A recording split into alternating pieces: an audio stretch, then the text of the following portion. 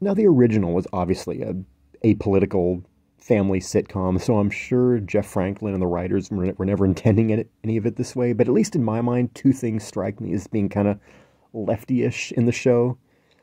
First one, it's the more obvious one, is just the reliance on a non-nuclear family that could still be as loving and supportive as, if not more so.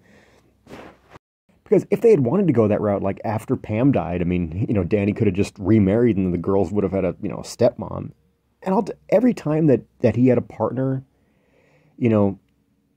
as good of a chemistry as he had, for example, like with Vicky and then, with Gia's mom, I felt like it was, I don't want to say forced, but if he had remarried, I feel like it would have thrown the whole vibe of the show way off.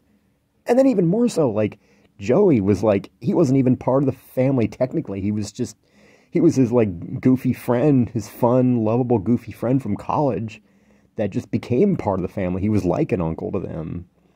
Now, the second part is, I think it dispenses with kind of the whole hyper-individualistic, capitalist idea of, oh, you got to go out and get yours, got to go out and own your own home, that, the fact that there were so many of them living together, it was a lot more like the social democratic European countries where that's a lot more common. Every time Jesse would make steps to move out, he and Becky would always come back in.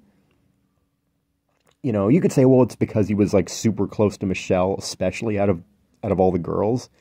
But I think it's just by that point, that's where his heart was. I mean, I think after a few years, the idea of just starting over was just, that wasn't in the cards for them. And it showed that you could be a multi-generational family unit. And, I mean, obviously San Francisco, they were all pretty well off.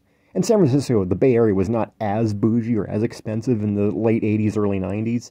But I'm sure it was still, compared to like other places, so it was still economically viable for them to live together as well.